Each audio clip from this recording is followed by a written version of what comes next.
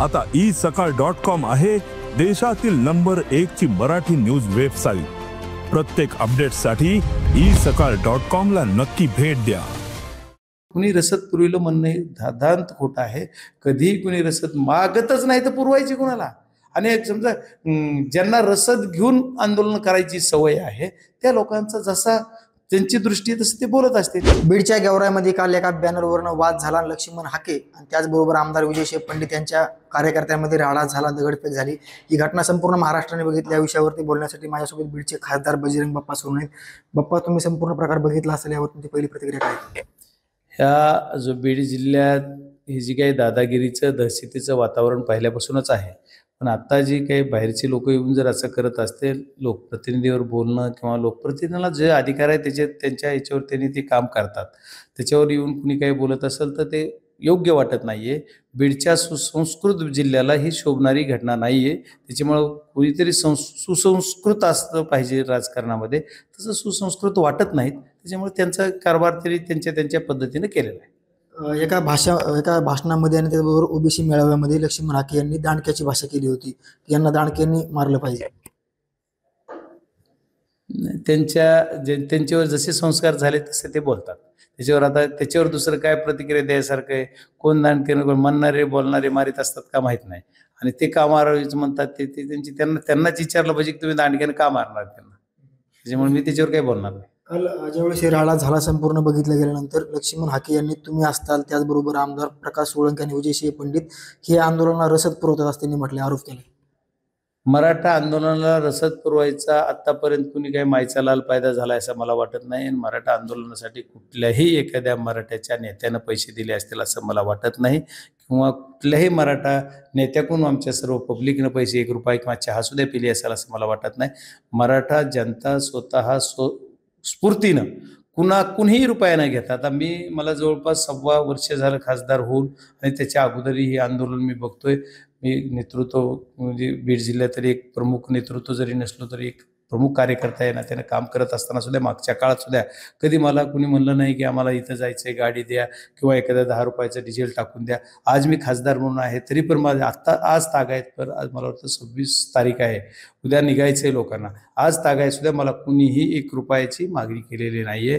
त्याच्यामुळे रसद म्हणजे काय, जर कुणी स्वयंभू काही करत असेल, समजा कुणी पाणीची व्यवस्था करत असेल, कुणी आता जसे पंढरपूरला दिंड्या जातात त्यावेळेस लोक त्या म्हणजे आमचे जे वारकरी संप्रदाय त्यांची सेवा करतात, तशा पद्धतीने जर काही जणांना वाटत असेल की ही सामाजिक दृष्ट्या आंदोलनात जातात, कुणी काही करत असतील, तिथले लोक, ती दुसरे बाहेरचे नाही, ज्या गावातून जाते त्याच गावात कुणी जेवण मागच्या वेळेस झालेलं बघितलेलं मी। आत्ताच्या काळात तर मला माहित नाही कसा रूट आहे आणि कशा पद्धतीने काय होणार आहे। त्याच्यामुळे कुणी रसद पुरविलं म्हणणे धादांत खोट आहे। कधीही कुणी रसद मागतच नाही तर पुरवायची कुणाला? आणि समजा ज्यांना रसद घेऊन आंदोलन करायची सवय आहे त्या लोकांचा जसा त्यांची दृष्टी तसं ते बोलत असतील। आता मला त्यांच्यावर माहित नाही, पण या आंदोलनाला रसद कुणी पुरविणारा बी झाला मला नाही आणि मागत बी नाही। कुणी रसद काही 1 रुपयाची अपेक्षा करत नाहीये, स्वतःच जिम्मेदारी म्हणून करतात। दुसरीकडे बॅनरवरनं संपूर्ण वाद झालेला आहे तुमचा, त्याचबरोबर दोन्ही आमदारांचा राजीनामा मागितलेला आहे। संविधानिक पदावरती वाटलेला, तुमची भूमिका स्पष्ट करा आणि राजीनामे देऊन मनोज जरांगे यांच्या आंदोलनाला पाठिंबा द्या असं त्यांनी म्हटलेलं आहे। तुम्हाला सुद्धा म्हटले त्यांनी? नाही, बीड जिल्ह्यामधल्या जनतेला माझा राजीनामा मागायचा रास्त अधिकार आहे। आता कुणी येईल आणि राजीनामा मागेल तर का मागेल, आणि ज्यांनी मला मतदान केले त्यांना जर वाटलं की हा खासदार आपला संविधानिक पदावर आम्ही बसवलाय आणि ह्या लोकांच्या जनतेचं हिताचं काम करत नाहीये, ह्याला मतदान देऊन आमची चूक झाली, तर ते मला बोलू शकतात, मागू शकतात, पण आयऱ्या गैऱ्याचं काही काम नाही। आणि विनाकारण काय करायचंय, उगीच ह्याचा राजीनामा द्या, त्याचा राजीनामा द्या, आणि राजीनामा देऊन कुठंतरी आणखी बघितलं की मी या गेवराईतून लढून दाखवतो। लढलात नाही एकदा, लढलात की माग निवडणूक लोकसभा विधानसभा काहीतरी लढलेत, ते 500 काहीतरी मतं पडलेत ना। गेवराईत येऊन कशाला तिकडं लढलात ना, गेवराईत आहेत नाही तर सगळे आणखी भरपूर। इथं काही ओबीसी नेतृत्व नाही का? माझ्या जन्मापासून बीड जिल्ह्यावर ओबीसी नेतृत्वच राज्य करतंय ना, त्याच्यामुळे त्याचा आम्हाला रास्त अभिमान आमच्या इथल्या ओबीसी नेतृत्व।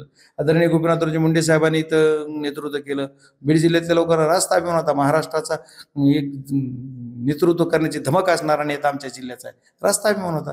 त्याचबरोबर केशर काकूंनी सुद्धा किती दिवस तरी 2-3 वेळेस झाल्या, बबनराव ढाकणे आमच्याकडून निवडून आले, बरेच म्हणजे खासदार सुद्धा निवडून आले ओबीसी नेतृत्व, म्हणजे मॅक्झिमम 80% वेळेस ओबीसी नेतृत्व निवडून आले. तसं कधी जिल्ह्याला वाटलं नाही काय आमच्या, त्याच्यामुळे तो विषय नाहीये. ह्यांनी जर आणि ह्यांना पण निवडून देऊ शकते लोक, असं नाही, पण ह्यांनी तसं काम करा ना. दांडके कुठं काय, ह्यांनी राजाराम कुठं काहीतरी आपली प्रसिद्धी करून घेण्यासाठी कोणी काही करतंय का मला माहित नाही. मला त्यांच्यावर काही बोलायचं नाही. त्यांचं काम त्यांनी करावं. समाजाचं काम करतंय. आम्ही आमच्या पदावर बसल्यानंतर आम्हाला तेवढी अक्कल आहे की आम्ही काय काम केलं पाहिजे, कुठं काय वागलं पाहिजे, त्या पद्धतीने आम्ही वागतो. त्याच्यामुळे माझ्या राजीनाम्याची मागणी करायचा त्यांना अधिकार आहे का, तर मला वाटतं त्यांनी अगोदर ते बसतात. शेवटचा प्रश्न आहे माझा. ज्या लक्ष्मण हाके म्हणतात की शिवराळ भाषा वापरली जाते, अमुक वापरतात, तीच लक्ष्मण हाके दांडक्याच्या आणि शिवराळ भाषा वापरतात आणि बीडमधले काही पुढारी दंगल घडू पाहतात असं त्यांनी म्हटलेलं आहे. बीडचा कोणता पुढारी दंगल घडू इच्छितोय? आता तुम्ही बाहेरून येऊनच बीडमध्ये अशांत करताय आणि दंगल पेटवायचं काम करतात, जातीमध्ये तेढ निर्माण करतात. तुम्ही ओबीसी विरुद्ध मराठा केलं, आता माळी विरुद्ध म्हणजे तुम्ही बाकी ओबीसी अशा प्रकारचे वल्गना करतात.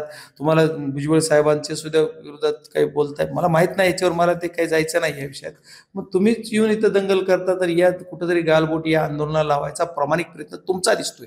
त्यांचा प्रामाणिक प्रयत्न की आमच्या जे काही समाजाचं आंदोलन चाललेलं आहे या संबंधाला गालबोट लावायचं असं मला वाटतंय. मला त्या याच्यात बोलायचा हे नाहीये की मी का बोलावं, पण तरी पण या लोकांनी जर माझं नाव कुठं गोवलं तर मला तिथं उत्तर दिलं पाहिजे आणि त्या अनुषंगाने मी बोलतो. तुम्ही कशा पद्धतीने या आंदोलनामध्ये सहभागी होणार आहेत? उद्या लोक निघतात, परवा दिवशी म्हणून होतात. हे बघा, हे आंदोलन एक मराठा समाजाचं आंदोलन आहे. मी मराठा समाजाचा एक घटक म्हणून या आंदोलनामध्ये मागच्या बऱ्याच आंदोलनाच्या वेळेस हजर राहिलो. मी कुठला मानपानाला पुकारलेलं नाही किंवा खासदार म्हणून कुठल्या स्टेजवर जात नाही.